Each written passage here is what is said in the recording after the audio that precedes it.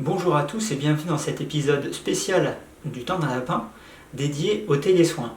Cette présentation a été faite vendredi pour l'INK dans le but de présenter le télésoin aux kinésithérapeutes et également les textes qu'on espère voir validés. Avant de commencer, je tiens à déclarer que je n'ai aucun conflit d'intérêt avec le contenu de cette présentation. Mon expérience en télésoins, elle a quelques mois maintenant, puisque suite à des sollicitations sur les réseaux sociaux, j'en ai réalisé quelques-unes, ce qui m'a permis de défricher un petit peu les difficultés, les écueils dans lesquels on pouvait facilement tomber lorsqu'on était dans ce cadre de consultation.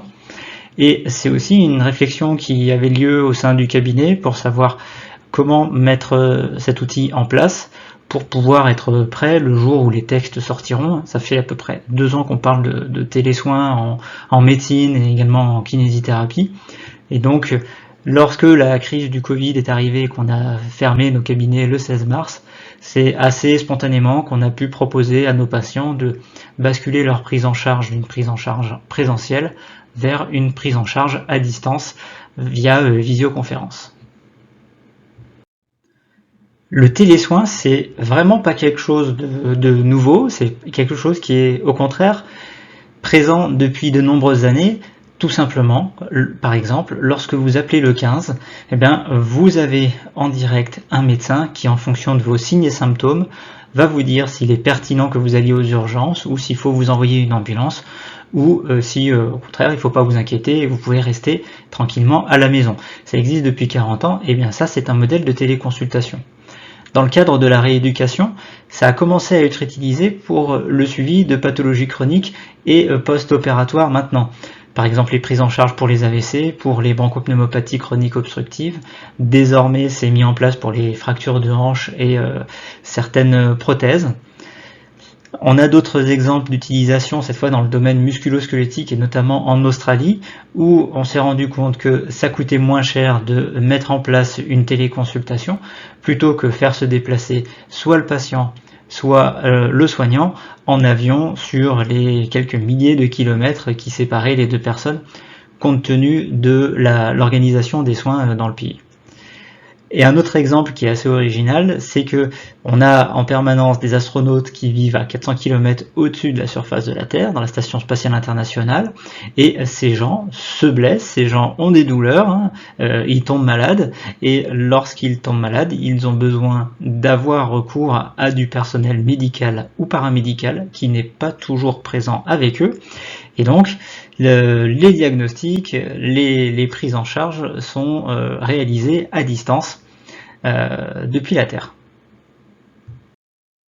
Et tout ça a permis de mettre en évidence des éléments qui sont moteurs pour le déploiement du télésoin et d'autres éléments qui sont plutôt des freins. Parmi les éléments moteurs, on en trouve beaucoup du côté des patients.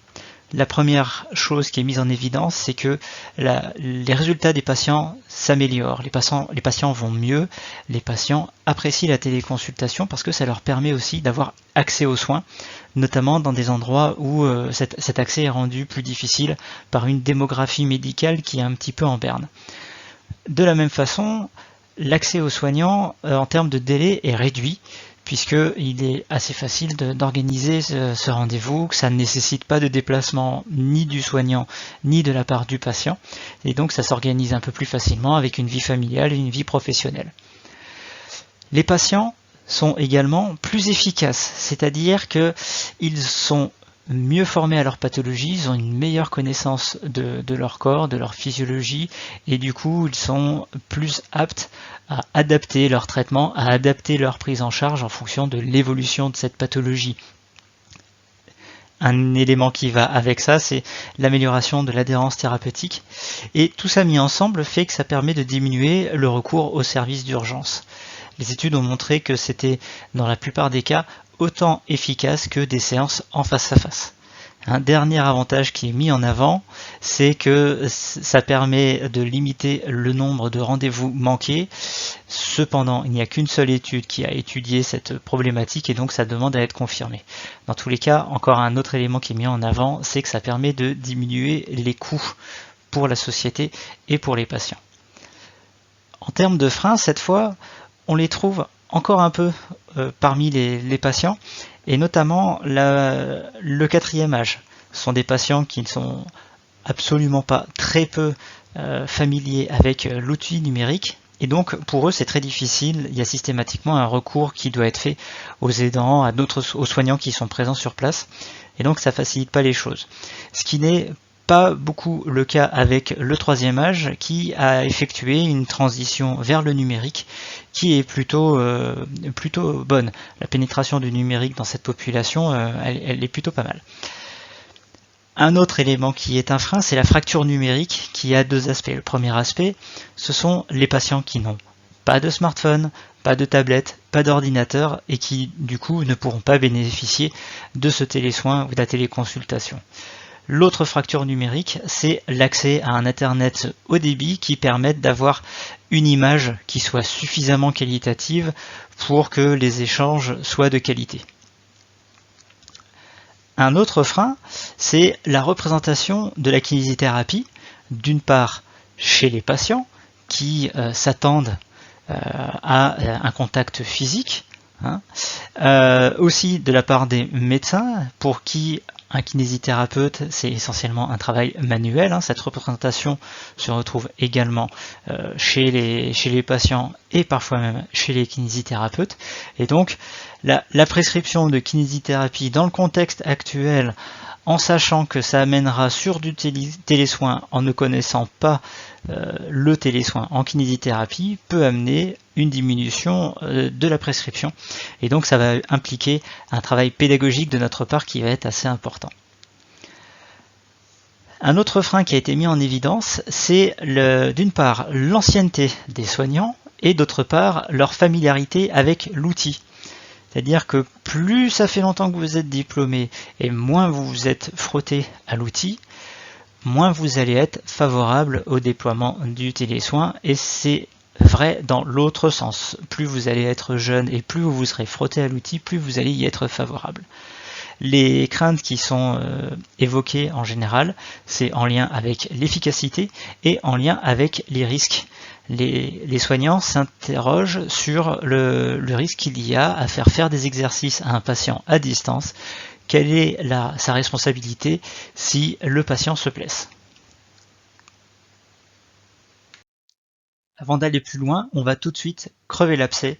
Il y a des choses que l'on ne peut pas faire en télésoin. Parmi ces choses, on retrouve tout ce qui est technique manuelle, technique passive, le massage, la mobilisation, les étirements, ce genre de choses, l'utilisation d'adjuvants qui coûtent cher et qu'on ne peut pas transposer dans le télésoin, l'accès à un plateau technique, mais il faut relativiser parce que on a certains patients qui sont équipés et il y a souvent la possibilité de s'adapter dans ce domaine-là. Le toucher est quelque chose qui manquera pour, d'une part, son aspect thérapeutique, le contact avec le patient, mais aussi pour réaliser certains gestes techniques. Et enfin, un autre élément qu'on aura des difficultés à maîtriser, c'est la confidentialité des échanges. Et c'est comme ça que fonctionne notre cerveau. Il a tendance à se focaliser sur les éléments négatifs et à oublier les éléments positifs. C'est pour ça que j'ai mis en un peu plus gros tout ce que permet de faire le télésoin. Et finalement, le télésoin permet de réaliser tout ce qu'on fait dans une séance de kiné, mais qui encadre un peu l'usage de ces techniques plutôt passives. Ça commence par les conseils, l'éducation à la santé, les techniques cognitivo-comportementales pour aider les patients à adopter une bonne hygiène de vie et à mettre en place des exercices ou des changements de mode de vie. C'est les autotraitements, c'est les automobilisations. Et finalement, quand on cherche les outils qui ont le plus haut niveau de preuve dans les recommandations de bonnes pratiques au niveau international, notamment dans le champ musculo-squelettique, on s'aperçoit que ces outils qu'on vient de citer, ils figurent tous et bien avant tout ce qui est thérapie manuelle et différentes thérapies passives.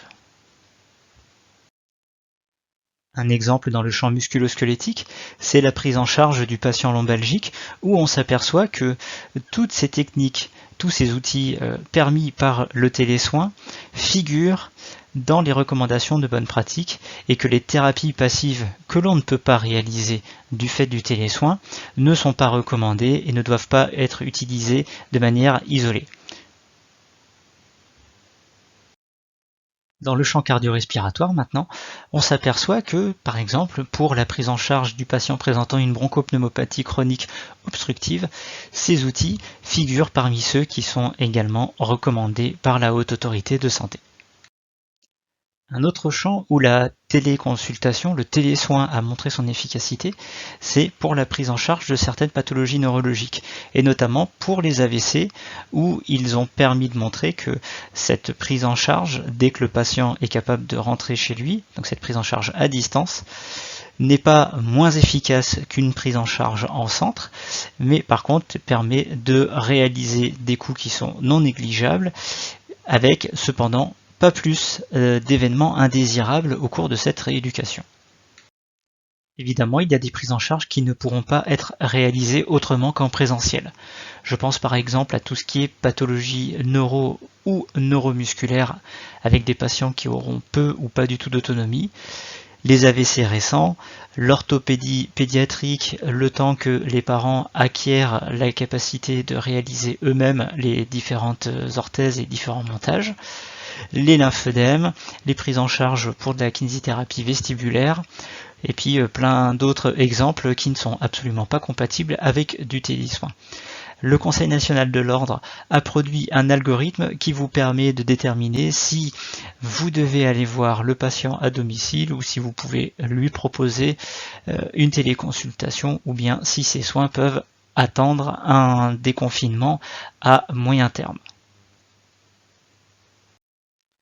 Pour ce qui est de la mise en place et du matériel nécessaire, il suffit d'avoir un smartphone, une tablette ou un ordinateur équipé d'une webcam, d'être installé dans une pièce que vous aurez plutôt dédiée à cette activité. Il faut qu'elle soit calme, qu'elle soit adaptée, lumineuse, avec une connexion internet de qualité, et que vous ayez un peu de matériel à disposition, alors plutôt des poids, des élastiques, des bandes, voilà, ce que vous pourrez utiliser avec vos patients et qui trouveront facilement chez eux. N'oubliez pas que vous êtes filmé et que parfois l'image elle peut se figer, donc attention lorsque vous surréagissez à des commentaires que feront les patients par exemple, on n'est pas à l'abri que votre sourcil relevé de 3 cm reste figé pendant 10 secondes à son écran. Comme tout outil, il faut apprendre à l'utiliser, il y a une phase d'apprentissage, et donc moi ce que je vous recommande, c'est de réaliser quelques fausses téléconsultations avec des amis, avec votre famille, pour que vous puissiez vous approprier l'outil et comprendre un peu là où vous allez rencontrer des difficultés avec les patients pour pouvoir les anticiper. Lorsque vous allez organiser vos premiers télésoins avec vos patients, il va falloir les mettre en condition. Et donc, ce qui est important, c'est au moment de la prise de contact par téléphone ou par mail, lui apporter tous les éléments dont il va avoir besoin pour que ça se passe bien. Lui expliquer comment ça va se passer, parce que le patient, lui, il s'attend à avoir un rapport avec un kinésithérapeute et donc la représentation qu'il en a. Donc expliquez-lui le contenu de la séance, donnez-lui des recommandations techniques, comment bien paramétrer son Wi-Fi, se placer là où il a le meilleur débit, qu'il ait une lumière correcte pour que vous ne voyez pas une ombre qui se déplace sur un arrière-plan hyper lumineux, que son téléphone ou l'ordinateur qu'il veut utiliser soit rechargé pour que vous n'ayez pas ce souci d'être déconnecté parce qu'il n'y a plus de batterie. Qu'il prévoit aussi le temps de la consultation, ça veut dire ranger ses enfants, s'isoler, être disponible. C'est une vraie consultation, il ne faut pas qu'il soit occupé avec ses enfants en train de remuer la soupe et en même temps qu'il réponde à vos questions. Il faut qu'il puisse se concentrer sur ce que vous êtes en train de lui dire et sur ce qu'il doit vous dire. Vous pouvez aussi lui envoyer des ressources préliminaires, par exemple des questionnaires, des dessins, des schémas de douleur à compléter, d'autres éléments informatifs. Et une autre information qui est très importante de leur communiquer, ce sera vos modalités de paiement, en espérant que d'ici là, l'arrêté soit enfin publié. L'heure du rendez-vous est arrivée et le patient, une fois connecté, est introduit dans une salle d'attente où vous pouvez le rejoindre pour démarrer la consultation. Une fois la téléconsultation lancée, vous arrivez sur cette interface qui ressemble à peu près à la même chose chez tous les prestataires et qui rappelle tous les outils de visioconférence. et vous pourrez réaliser une séance type entretien avec prise de marqueur, analyse de l'évolution, échange avec le patient, éducation thérapeutique, tout ça, ou bien une séance de gym où le patient pourra vous voir montrer les exercices et vous pourrez contrôler, apporter des corrections, encourager le patient pendant la réalisation de ces exos. D'un point de vue pratique, au fur et à mesure, vous allez développer des outils, vous allez trouver des moyens de contourner l'incapacité de pouvoir être en contact directement avec votre patient. Par exemple, vous pourrez démontrer un montage pour un strap en posture de la métacarpophalangienne. Pour les mesures d'angle, vous pouvez utiliser les impressions d'écran et puis après aller relever les angles. Il y a tout un tas de logiciels, d'applications qui permettent de faire ça très facilement. Vous pouvez recommander des vidéos sur YouTube ou sur d'autres plateformes pour montrer les exercices. Il y a des applications de prescription d'exercices qui actuellement sont gratuites le temps du confinement et donc c'est l'occasion d'aller les découvrir et de vous rendre un peu compte de ce qu'elles vous permettraient de faire. Et puis il reste toujours la bonne vieille fiche d'exercice qui marche toujours très bien et que les patients apprécient. Alors avec moins la possibilité de la personnaliser avec leurs propres photos, mais c'est toujours envisageable. En pratique aussi, les poids, les patients en ont toujours un petit peu chez eux. S'il ne s'agit pas de modèles en fonte type gymnastique ou ce qu'on peut avoir en cabinet, ils auront des sacs de farine puisque il n'y en a plus dans les supermarchés, donc ils doivent être chez certains de nos patients. Il y a des bouteilles d'eau, il y a des packs d'eau, ils ont du mobilier, ils ont des élastiques, ils ont des ceintures, ils ont des serviettes. Et puis, pour réaliser certaines choses, il y a probablement des aidants. Souvent, malheureusement parfois c'est pas le cas, mais quand même dans une bonne partie des cas, on peut avoir recours de temps en temps à une personne qui va filer un coup de main pour la prise en charge. Le télésoin n'est pas qu'une problématique de kiné libéral, puisque les salariés ont dû aussi s'adapter, notamment dans les CAMSP, où ils n'ont plus la possibilité d'avoir les enfants sur place, de prodiguer les soins, et donc ils ont notamment, à certains endroits, mis en place de véritables sites internet qui contiennent des bibliothèques de ressources pour les parents, pour leur permettre de réaliser des exercices avec une supervision et un encadrement qui est réalisé à distance par visioconférence par les kinésithérapeutes du centre. Les parents sont très contents et très impliqués dans ce genre de démarche et il y a évidemment plein d'autres initiatives qui existent un petit peu partout en France et un petit peu partout dans le monde salarié. En raison de la situation exceptionnelle actuelle, il est prévu qu'on ait la possibilité de réaliser la première séance également en téléconsultation. Or, aujourd'hui, on voit transparaître dans les médias qu'il va y avoir des retards de prise en charge. Beaucoup de patients n'ont pas consulté leur médecin, ne sont pas allés le voir de crainte d'être exposés au virus, ou bien ont estimé qu'ils pouvaient attendre, et on va avoir beaucoup de patients qui vont consulter avec un état un petit peu plus avancé sur certaines pathologies. On a des exemples de patients qui sont arrivés aux urgences seulement 3 jours après avoir commencé un AVC, ou d'autres patients qui arrivent avec des fractures qui datent déjà d'une quinzaine de jours.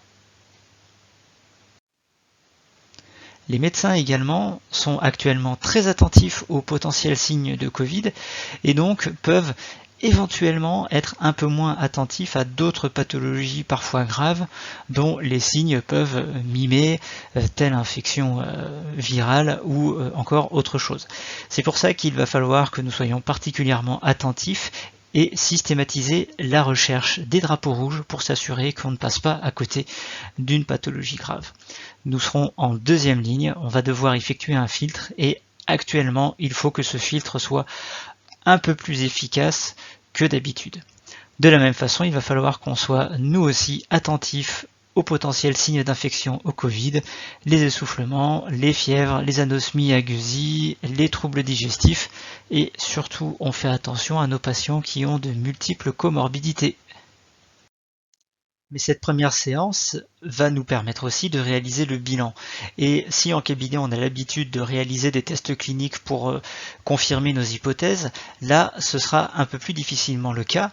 Et donc, heureusement, on a quand même un outil qui est assez efficace pour nous permettre de déterminer le type de pathologie dont souffre le patient, c'est l'historique de la pathologie. Comment celle-ci s'est installée, quels sont les signes et symptômes, quelles sont la localisation des éventuelles douleurs, quels sont les gènes fonctionnels. Tous ces éléments-là nous permettent de préciser assez bien le type de pathologie auquel on a affaire, et on peut confirmer ce diagnostic par les exercices qu'on va prescrire, et la réponse à ces exercices sera notre test clinique. Et puis, certains tests cliniques sont adaptables, c'est-à-dire que dans la littérature, ils sont décrits d'une certaine façon pour permettre leur reproductibilité dans les études, mais nous, en pratique, on peut les adapter pour les utiliser comme des marqueurs et voir est-ce qu'ils sont adaptables en les faisant réaliser par le patient, par exemple, ou est-ce qu'on peut les faire réaliser par les aidants.